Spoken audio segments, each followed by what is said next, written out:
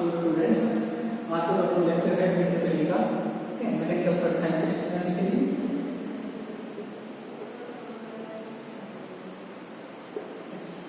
BTPL के अंदर अपना चैप्टर सेकंड चल रहा था, chapter second basic electrical quantities. तो उसी के बेसिस पे हम कुछ न्यूमेरिकल्स सॉल्व करेंगे आज, ठीक है। तो फर्स्ट न्यूमेरिकल्स प्रॉब्लम सीखते हैं हम। उससे पहले क्या है, इसके अंदर है कि to lamps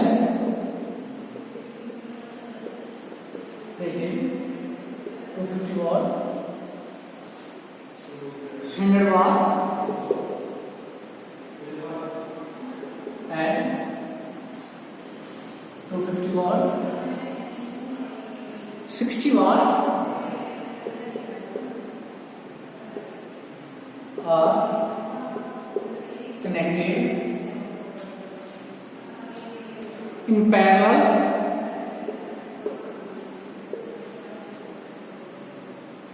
across 250 volt supply. Calculate the total current taken from the supply meter. Calculate the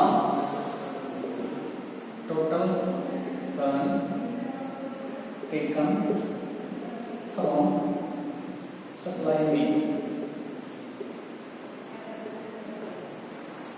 Okay. ठीक है।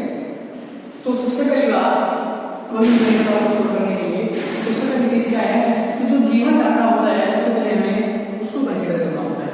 तो यहाँ पर हमारे पास गिवन डाटा क्या है कि दो लैंप्स हैं।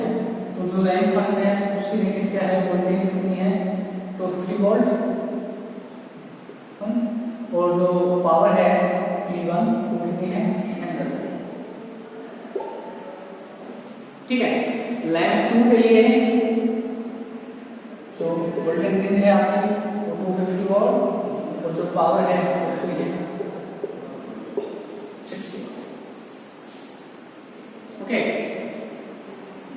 पैरेलल में कनेक्ट है across the supply of 250 volt. अब देखो पैरेलल में कनेक्ट है, पैरेलल में कनेक्ट है तो पैरेलल के अंदर जो वोल्टेज है वो डिवाइड होती है, पैरेलल के अंदर क्या डिवाइड होता है करंट।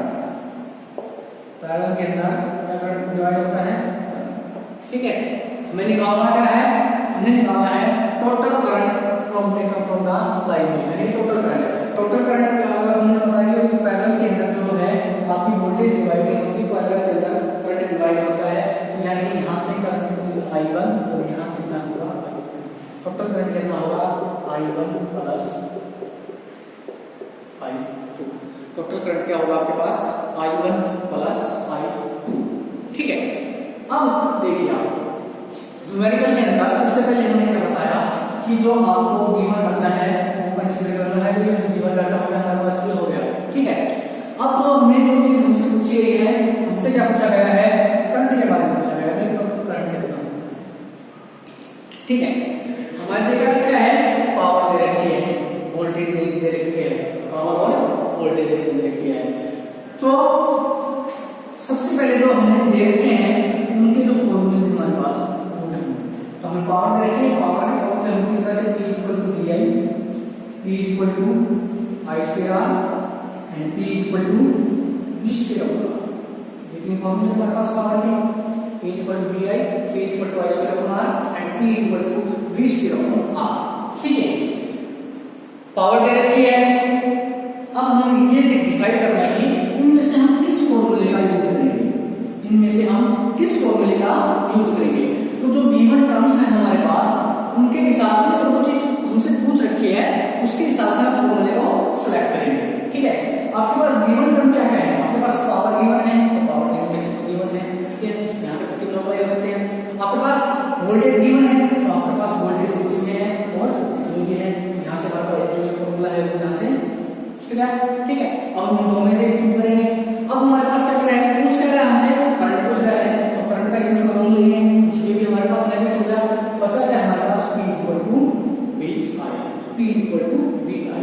तो यहाँ इसकी वजह से इसके यूज करके हम क्या निकालेंगे, यहाँ से I की वैल्यू क्या आएगी P अपॉन V, यहाँ से I की वैल्यू क्या आएगी P अपॉन V, ठीक है।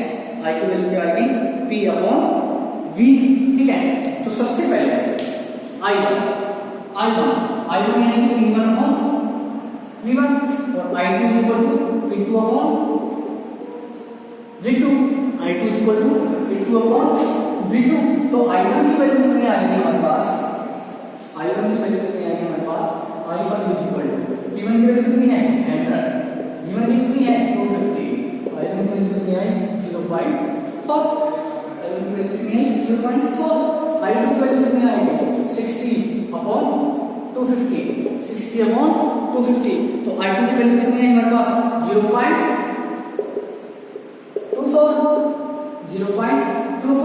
ये कितनी है 0.40, 0.24।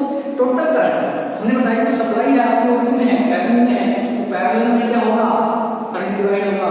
टोटल करंट के पास कितने का आ गया I1 plus I2, I1 plus I2, total current कितना आ गया I1 प्लस I2।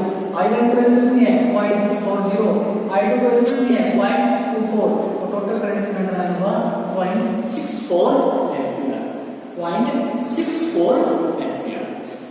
ठीक,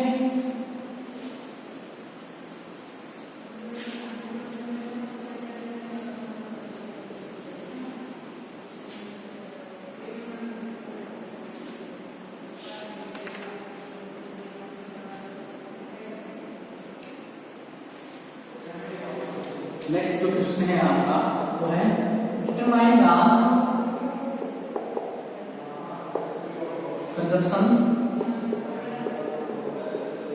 ऑफ इलेक्ट्रिकल एनर्जी,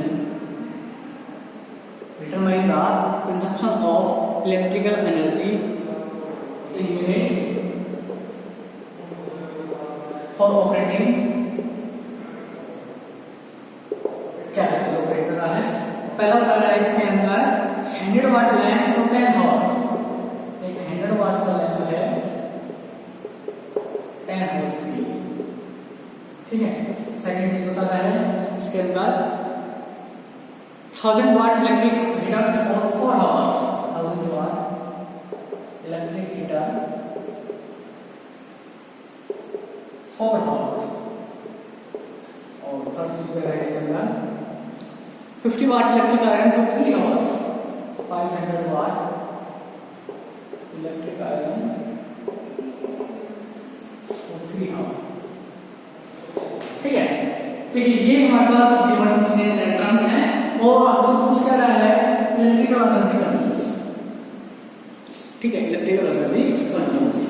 देखिए आपको इलेक्ट्रिकल एनर्जी हम सबसे पहले जो चीज है कॉमन दिमाग हमारे दिमाग में आनी चाहिए सबसे पहले पूछते टाइम कि आपसे क्या चीज पूछी जा रही है और उसकी यूनिट क्या है, आपसे क्या चीज पूछी जा रही है और उसकी यूनिट क्या है।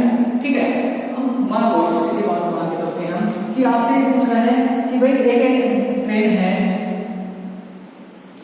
जो 500 किलोमीटर 5 घंटे में तय करती है, तो उसकी स्पीड क्या होगी, उसकी स्पीड क्या होगी।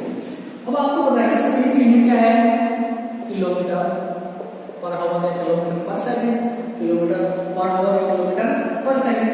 तो यहाँ से आपके दिमाग में आएगी स्पीड की यूनिट क्या है किलोमीटर पर आवर। आपके पास जो V1 टर्म है उसमें देखिए यहाँ पर क्या है किलोमीटर, यहाँ पे क्या है आवर, तो हम किलोमीटर को आवर से डिवाइड कर देंगे तो किलोमीटर पर आवर हो जाएगा, यानी कि हमें क्या करना पड़ेगा 500 से डिवाइड करना पड़ेगा। ठीक है, तो जो चीज हमसे पूछी जा रही है जिसके बारे में हमसे वो पूछना चाह रहा है सबसे पहले हमें उसकी यूनिट के बारे में पता होना चाहिए। ठीक है, सबसे पहले उसकी यूनिट के बारे में पता होना चाहिए। तो हमसे क्या पूछ रहा है consumption of electrical energy, consumption of electrical energy.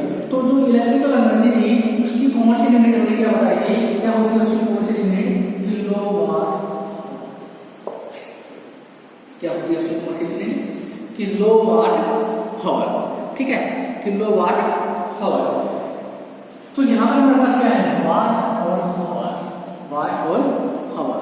ठीक है, तो हमें क्या लेना है किलो वाट आवर, यानी पहले वाट आवर उसको हम क्या कर देंगे किलो में चेंज करेंगे। ठीक है,